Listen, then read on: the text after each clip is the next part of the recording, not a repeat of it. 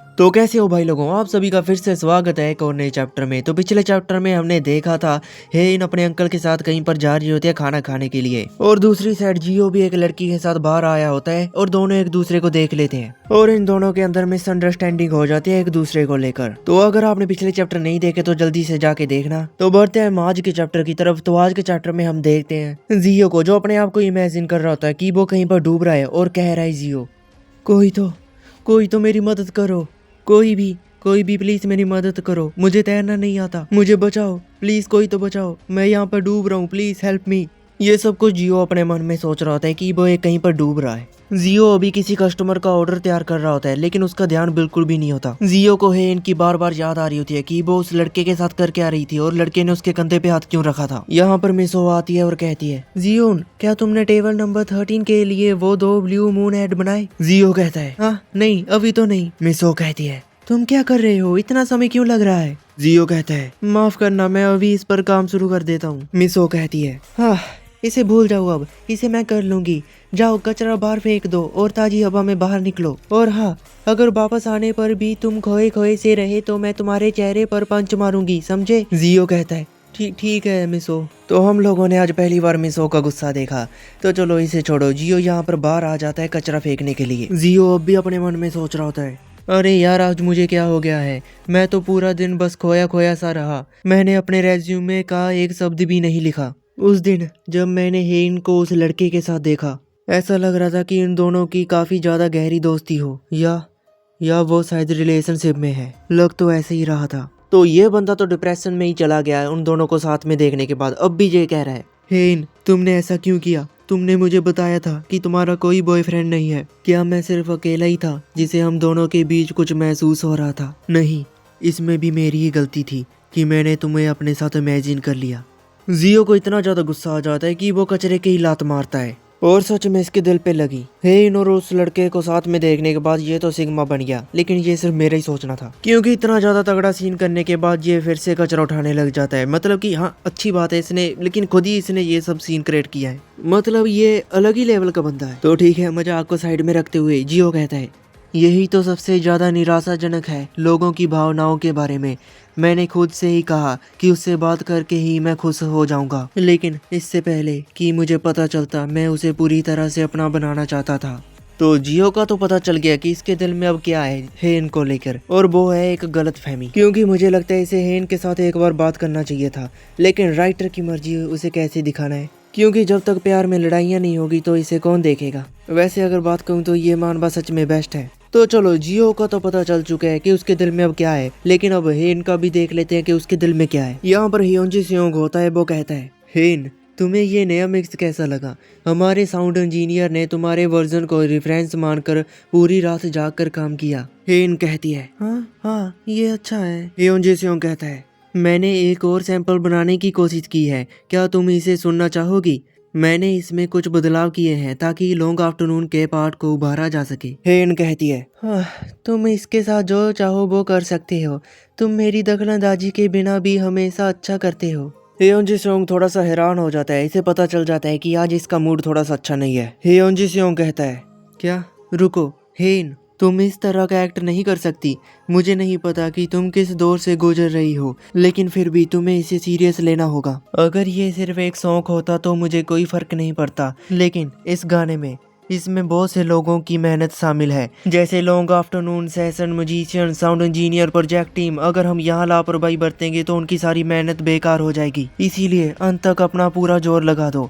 अगर ये फेल होता है तो इसकी जिम्मेदारी मैं लूंगा। इसकी बातें सुनकर हेन थोड़ा सा हैरान तो हो जाती है, इसीलिए हेन कहती है, मुझे माफ करना, मैं कुछ खोई खोई सी थी। हियोंजी सेयोंग थोड़ा सा खुश हो जाता है कि हेन ने उसकी बात मान ली। हियोंजी सेयोंग कहता है, ये मैं एक प्रोड्यूसर के तौर पर बोल रहा था, लेकिन अब मैं तुमसे एक दोस्त के तौर पर पूछना चाहता हूँ, क्या हुआ? क्या कोई प्रॉब्लम है? तुम आज अपने जैसी नहीं लग रही थी। हेन कहती है, कुछ नहीं, मैं बस ऐसी आज कुछ खोई खोई सी थी। लेकिन हेन फिर से जियो और उस लड़की के बारे में फिर से सोचने लग जाती है। हियोंजी सेयोंग ने जितना भी मोटिवेशन दिया था इसको, उस सब का कचरा हो जाता है। हेन की आंखों में आंसू आ जाते हैं, लेकिन मेरे चेहरे पे तो हंसी आ रही है इसका चेहरा देख के। मानवा वाले भी भाई यार क्या भाई, इमोशनल सीन को तो थोड़ा सा इमोशनल रख दो भाई। पहले जियो को एटीट्यूड में डाल दिया, फिर से बेचारे का कचरा कर दिया। हेन कहती है, ये तो बहुत ही निराशाजनक है। मुझे बताओ लोग इतने कॉम्प्लिकेटेड क्यों होते हैं? हेन जिस्योंग कहता है। लेकिन तुम्हारा मतलब क्या है? हेन कहती है लोग कहते कुछ है और करते कुछ और है। 1 मिनट पहले वो बड़े प्यार से पेश आते हैं और चिपके रहने का नाटक करते हैं और अगले ही पल वो बिल्कुल अलग तरह से व्यवहार करने लगते हैं। मुझे सच में लगा था कि वो बाकी लोगों से डिफरेंट है। हालांकि मुझे ये भी पता है कि मुझे ऐसा कहने का कोई हक नहीं है।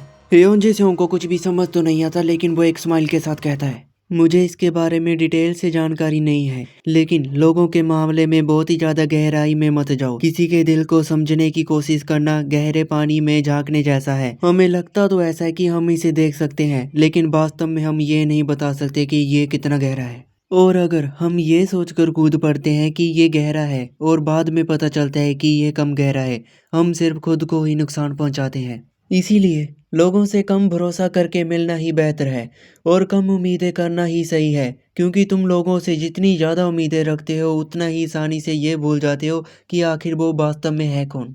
हेन अपने मन में सोचती है वो सही है।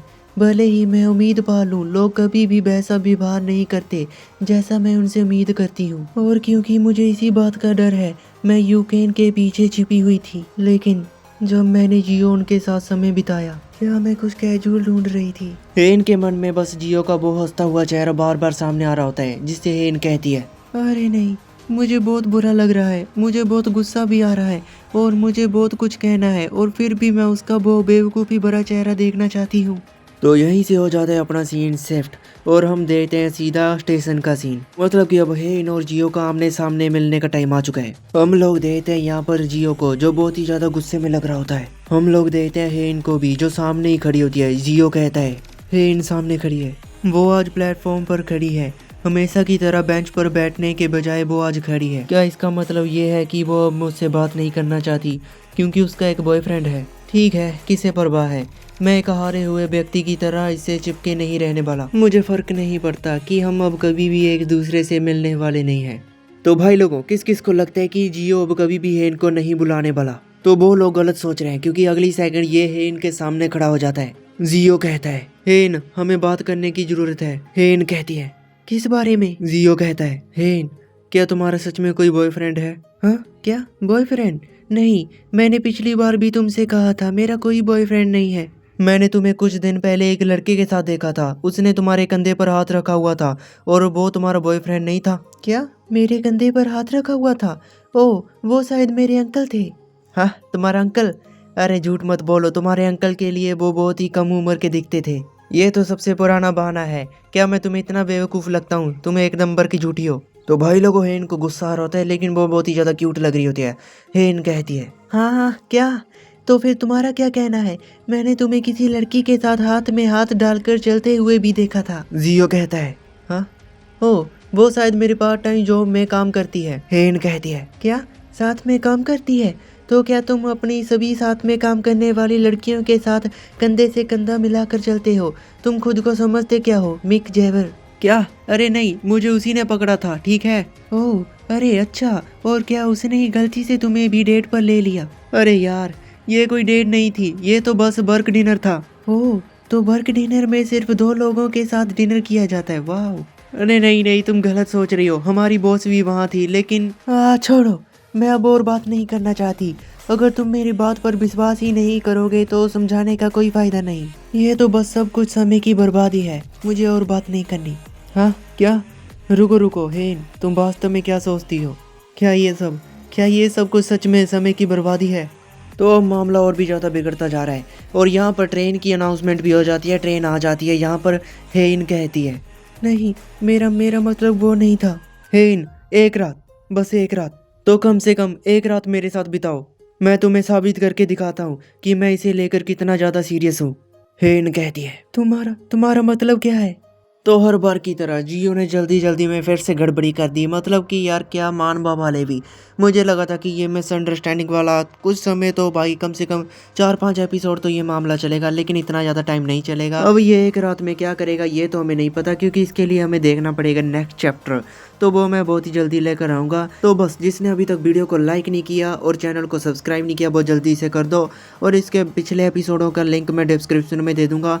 सभी लोग अपना ख्याल रखना, तब तक के लिए गुड बाय।